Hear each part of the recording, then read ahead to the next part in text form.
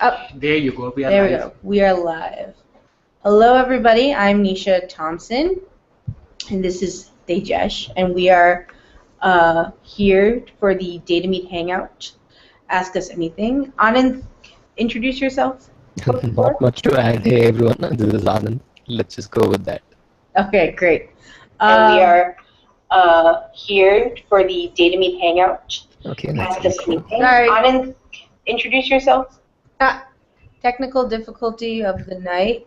Yeah. Okay, so we're going to basically do some updates from what's been going on in the past month or so, and then we're gonna answer questions that people in the group have had. We're broadcasting live to YouTube, and so you can join the chat here or watch it on YouTube. Okay, great. So some of the updates we have from Bangalore is that one, we are doing a data collection party on Saturday to map garbage black spots around the city. We're working with Citizen Matters and Mapunity. Mapunity built an app that we're using. The data will be open. You can't hear anything? Can everyone hear me? I'm not sure about the others. Okay, Pratap can hear. So, Craig, it just might be. Okay. All right, Craig. We're going to keep going. Okay. So we are working with them on kind of collecting demand-based data for urban centers that can be used or actionable. This data, for instance, the BBMP has asked for some help in mapping their black spots. They're going to use the data.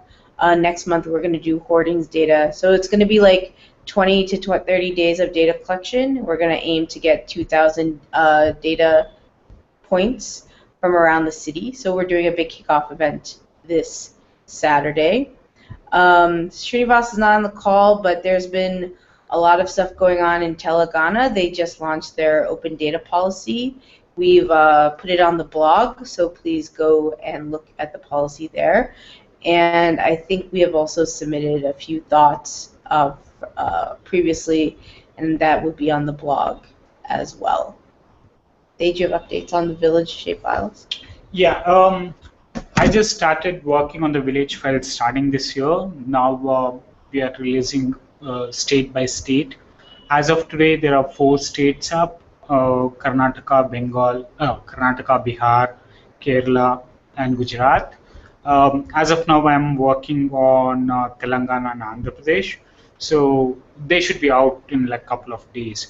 The aim is by the end of the year, we should have all the states up and going. uh, will go live. Uh, so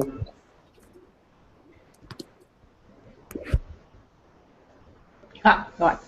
so by the end of the year, we will have all of India's shapefiles. There are also a couple of other people helping me on this, but all the data is on GitHub, and the status report is also on the GitHub, and the references for the map is also on the GitHub. So I think just check the GitHub and like follow on the issues, or if you find any issues, just put a request on issue tracker on GitHub. That will be great. Any help of any kind is great. I know some Craig and Nikhil from Pune are working on the Maharashtra one. I'm planning to import that data as soon as they finish that. Yeah, that's just the update. Awesome. Srinivas, do you want to update on Telangana? I give a really short one, but if you have more to add, and the transport working group.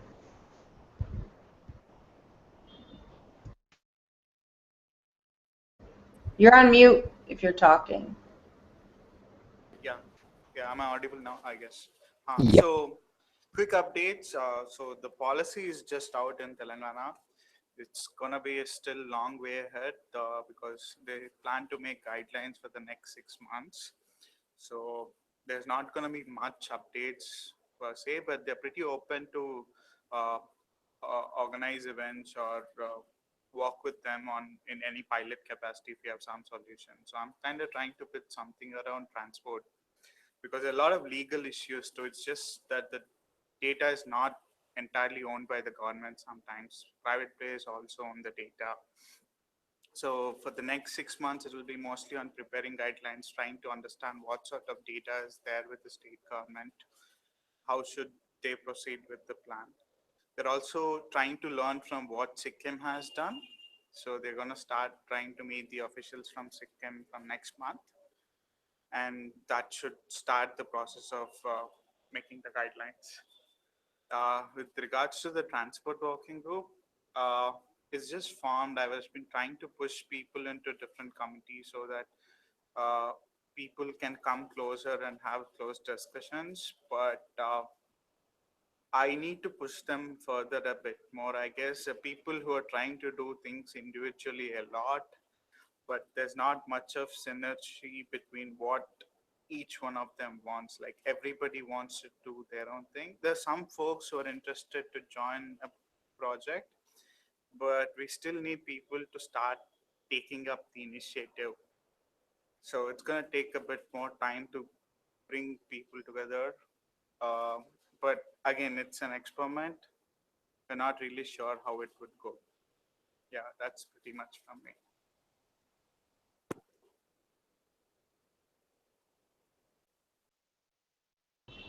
Okay, great. Thanks, Srinivas. Craig cannot hear anything. And he left. Okay, so I wanted to get an update from Pune. Craig, if you can type it out in one of the chats, that would be great, and I can read it to the group. Okay, I think that's all the major updates. Just for some background, one of the questions was, what is basically going on right now? And for the next 6 months, Thej and I are trying to come up with a way to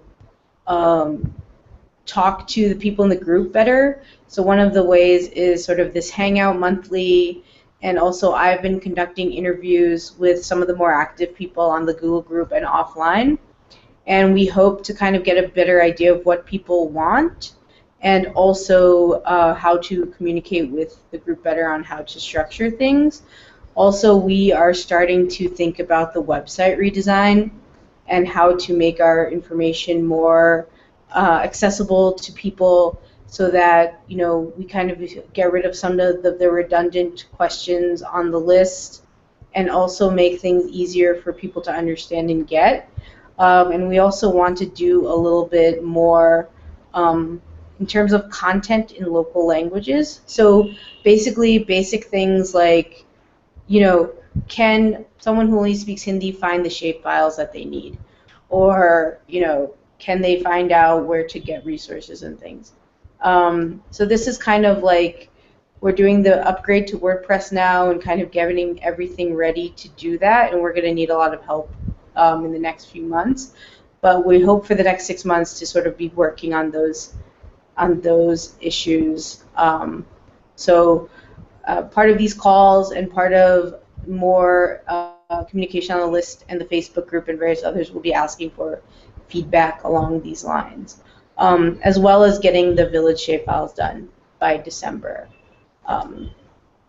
And yeah, I think that is the updates. Let's get into the questions. If you have questions, the YouTube channel has a chat, which Thej is monitoring. You can also send an email to the Google group. You can join the call and put your question on the side. You can tweet at us and also put it on Facebook. I think that we should be able to get it. But we have a few questions starting out, which I think the three of us will just take turns answering. That sound good, Anand? Sorry, yeah, absolutely. Let's go with that. Cool. So Craig had a bunch of questions, basically about the overall big picture stuff. He asked, I'm going to break them down so we don't, we can answer them how we want to. So when can we say public data in India is truly open, and how do we imagine DataMeet can contribute to this goal?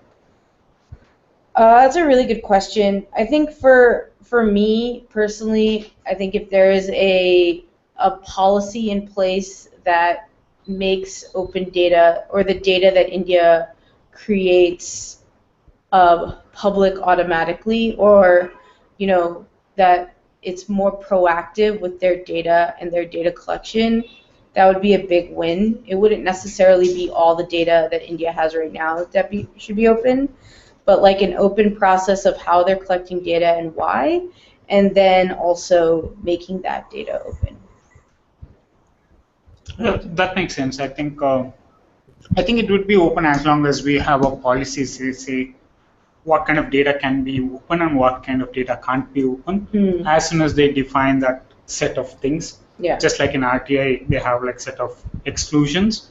As soon as they define set of exclusions that these can't be open data, then they become, I think, quite open. Yeah, though I guess another way of looking at this is to say that our job isn't actually to get data open as much as to represent the side that wants data open. Meaning, there's always going to be a trade-off between privacy and what are other reasons there are for data not to be open versus opening up the data. And there will be people pushing on either side. I don't think that if we have a certain level of openness that we want to get to, that we actually get to, our work ends, because from that point things can move the other way as well or forward. And there needs to be some kind of a balance. Like, what we are doing is constantly pushing to make sure that more data is open, rightly or wrongly. Once we have a certain level of balance, and I'm sure that others will have different opinions on the right level of balance, either more progressively or behind. So in that sense, maybe one way to think about it is ours is not as much an objective to be met as much as a representation of a desire to open up data. So yeah, maybe the work will never end. Okay, cool. His next question was, so far a lot of our work and initiatives have been spontaneous and member driven, but how can we, one, sort of expand who can join us in a more systematic way, but data is useful to researchers and all other people, citizens facing campaigns, etc. Can we think of how to make our work more effective, their work more effective through capacity building and maybe regular workshops? And in addition, how do we make sure these skills don't stay limited to this community but end up in the hands of people directly working in public policy and development? I think this is a really tough question just because we are volunteers and it is difficult for us to figure out how much time and effort we can give on a regular basis. I think a lot of the offline organizers have also had this issue as well, like getting enough help. But I would like to think that in the next year or so, we can grow to a certain size where we can sort of create structured interactions between various groups of people on a regular basis. Like maybe this hangout can become also a skill sharing hangout, or we can do more work like the work I'm doing with Sage and I are doing with Citizen Matters, on doing some work with journalists and data capacity building, and maybe find funding for it. I think that would be really key to becoming structured and working with different people and helping them in their work more. Yeah. Yeah, I don't have anything to add. Okay, cool. It's fine. Anand, do you have anything? No, other than to make the same observation that I shared a few days ago. Right? Ultimately, data needs more meaningless than anything else, and beyond that, anything that we do is going to require resources. Don't have that. Let's see. At some point when we get there, maybe we can do something more structured. Okay, awesome. Thanks. Srinivas had the next question. He had a long question, but it comes down to Should we have at least a framework to partner with other organizations and not to have non-binding MOUs, as we don't deal with money facilitating the process?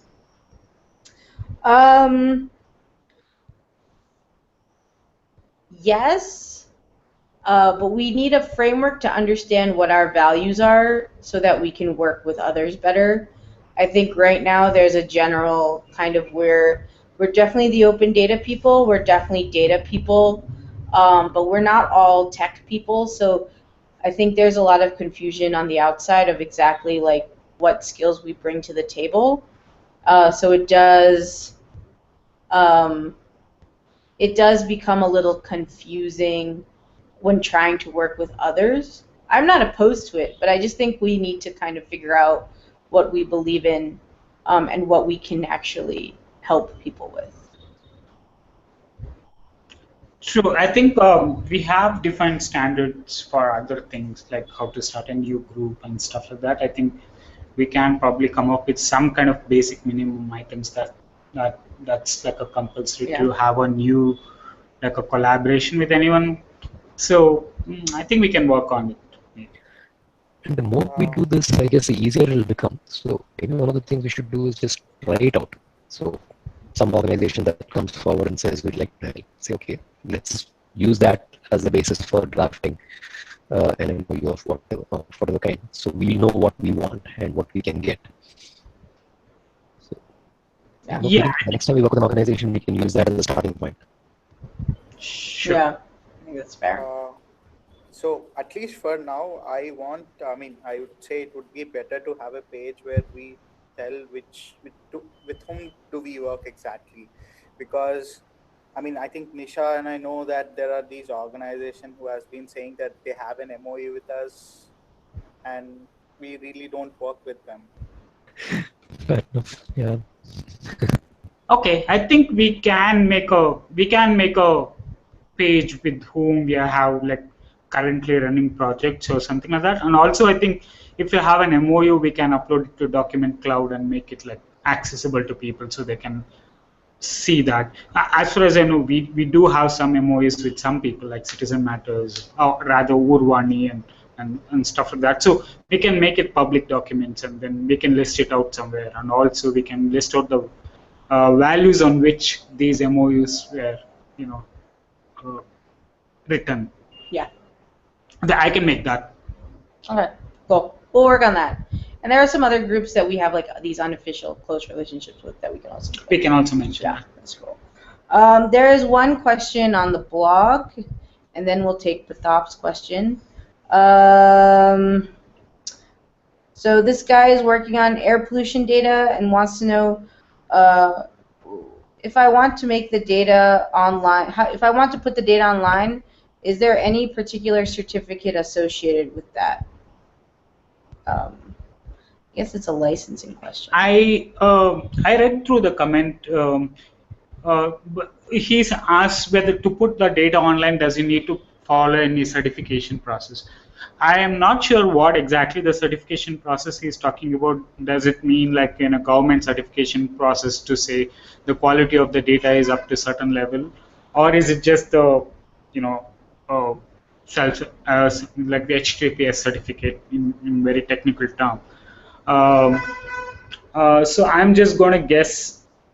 I don't know anything about any government certification process to say this is the quality of the data. I know that the pollution board has a certification process where hardware manufacturers can go and get their hardware certified so that whatever it measures can be certified. Other than that, I don't know any other certification process. But I think it's not a compulsory thing unless you want certain institutions to accept that data. None. I know only that much. Okay, cool. Anand, do you have anything to add to that? No, not really, no. Cool. Pratap's question. How do we evolve to have standard metadata vocabulary across projects in DataMeet? Oh, that's a very good question. I do not know. Dave, you can handle this one. Anand, can you answer? Actually, Pratap, you had, sorry, what I'm saying, Tej, you had a repo in which you were starting off standardizing metadata, right?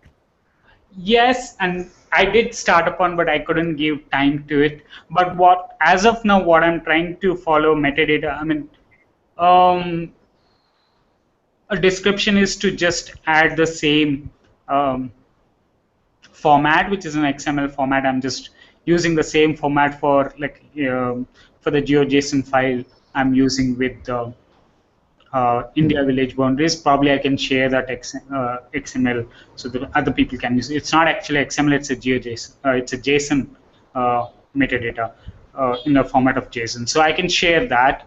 The other way of bringing standardization is probably to use the data.gov's um, standard metadata. They do have certain uh, metadata for location, department names, and stuff like that. Probably we can reuse that. They do have a vocabulary project, so we can probably use that to bring standardization. Other than that, I know I worked only on that GeoJSON thing, which I can probably publish for future, including the India village boundaries. But I don't know any other defined standards other than I think JSON linked data, which I thought was quite complex for me to. I mean, it would take a lot of time for me to implement. If somebody can put an effort, I think um, we can make uh, our data to have JSON LD. Uh, I don't know any other formats. I've been looking at a number of metadata formats, and what we're trying to do is see if we can describe data sets, specifically the structured tabular data sets. Again, we haven't really thought through for maps or anything. The idea being that people should, by looking at the summary of the data set, be able to get a reasonable sense of what it's like. It's still evolving, but there are two directions that I see, three things that I'm learning from this. One is that there are a variety of loosely adopted formats. So, the approach that you took, Tej, of saying you'll have these fields, is what many people are doing, and there doesn't seem to be one standard that is emerging. And I think rightly so, because I don't think that matters too much. What matters more are the vocabularies, which are increasingly getting standardized. So if you say tags, then what are the types of tags that you have and what standard would those conform to is probably the more important thing. And yes, I think data.gov.in or any other vocabulary would make a lot of sense. The third is the description of the data set itself. Simple things like how many tables does it have, what format is it in, how many rows, columns, etc. Which we've been trying to automate at this point. If you point to a file or a URL or a database or whatever, automatically can we get the data sets and the metadata around it and standardize it in a certain way. So the library around that is available. It's open source. Unfortunately, it's completely undocumented. So I've got to get that sorted out. But yeah, hopefully we should release that by, say, a couple of weeks' time. And that may help with a little bit of standardization. I think there's a long way to go before it is usable, and an even longer way before we adopt it across any of the projects in DataMeet. But I don't think we need to any data set that we put in, at least let's put in the vocabularies. I mean, if you think about it, the license is following a standard vocabulary. Let's add a few more vocabularies that we identify and say that these two or three things. If you say that there is a vocabulary for domain or for a region that it pertains to, then that's good enough. We can just start tagging the items based on that. Mm. Yeah, I think so. So one of the vocabulary I'm using is the state codes as defined by data.gov.in. So all the files are named after that and stuff.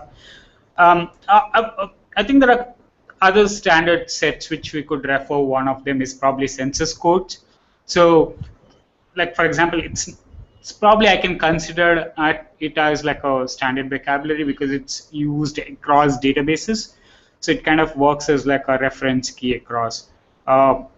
So in village files, every village boundary has like code according to the 2001 census. So it kind of, even though we don't have a standardized village name, we do have like a census code out of which, if you have like you can derive your village name if you have a CSV file or something. So I think that probably we'll have to, we could actually define certain tables or certain databases as the standard databases. For example, census 2001 codes, census 2011 codes, state codes, region codes, and stuff like that, so that we could use the same data across different databases which we generate, so that they can be interlinked or cross-referenced or cross-checked. I think that will be useful.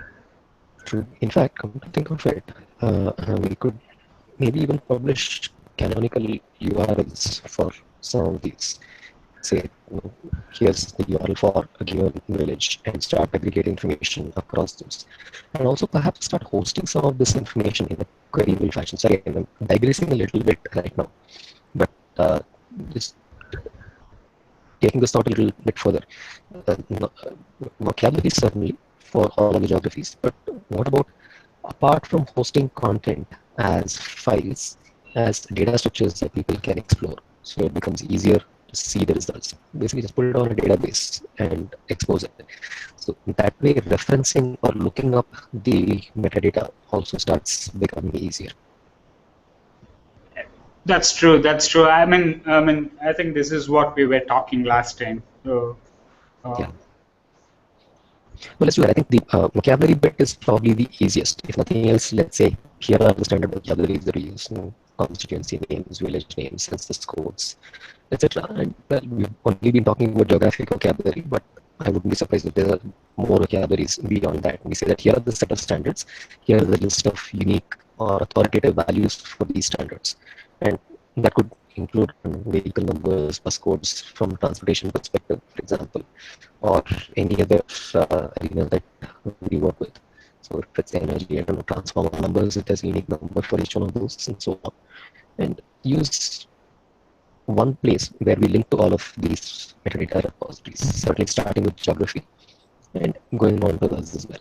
So that may be, in some sense, one thing that we can do that is useful and then pass on to the government, saying, create standards. I wouldn't be surprised if QCA or the auditor's office or data.gov.in, they'd be quite interested in saying, here are the official standards for a variety of things in India. Yeah, they do actually have a canonical reference for vocabulary. There was a lot of conversations when they first launched that their metadata was a mess. No one really knew what it was, but they made a lot of effort, and at least for some of them there are. So maybe we can contribute more to that or ask them to add some more. Yeah. But because there is already a space for that, probably we can just make them do it. Absolutely, yeah, it's a picture. I don't have anything else. That's it. That's true. Is on the chat? Is there? I can add a link to that. Yeah, we'll add a link to the metadata. I'm just curious, historically, how has this been standardized? Just the biggest player is the one that standardizes it, or the one that's most open? Usually I thought it's the owner that standardizes it, meaning if it's census, then whoever defines the census would be the one with authority. And not only would they not allow anyone else to standardize it, people would be apprehensive about taking that up as well, at least within the government, to define a standard for someone else, not just because they're stepping on their toes, but also because they take on a responsibility that they don't control. Right. Yeah, the owner of the data, I guess. Yeah. Yeah, they do have something called controlled vocabulary services on data.gov.in. I'll probably share it. At least some of the vocabulary is shared. We can reuse that, and for the rest, probably we can have somewhere defined by ourselves, or we can ask them to add those things to there.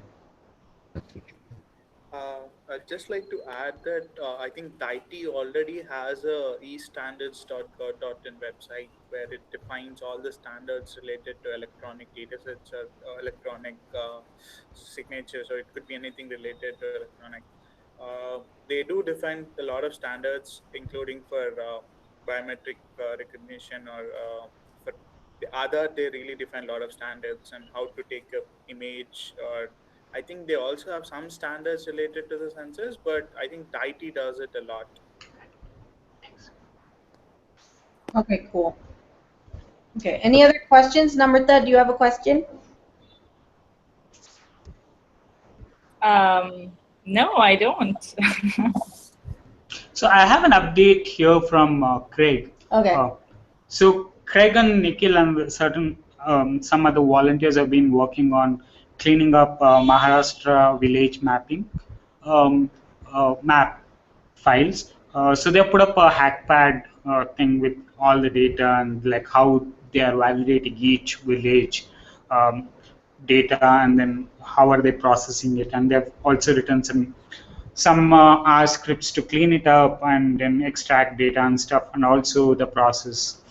So he's saying the quality has been decent, the process has been going well, and he will be able to publish the Maharashtra village files by sometime this month, and he will also share the code and other pieces, other information, so other states can use it. And he's also going to put some samples of the map and stuff. So the same shape files or the same village files will be imported into the actual mother repository for wider distribution. But this process is like can be used by I think others to clean up the data and stuff.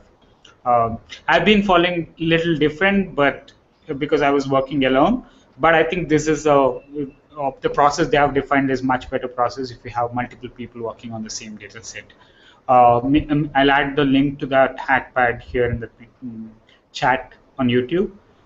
Maybe you can refer to that. It's a good process. If you can work on other states, we can probably release much before December. Yeah, that would be great. That would be great. Okay, great. If there are no more questions or thoughts or things to share, I think we can kind of close up. Is there anything in the chat? No, I didn't see. No. I will check the Google group. I've just added the WACAB link. And Okay, great. We will probably definitely do this again. Not next month. We'll do something else. But probably in like 6 months in December when we kind of have a bunch of new things to report. But yeah, we hope to do a Hangout third week every month.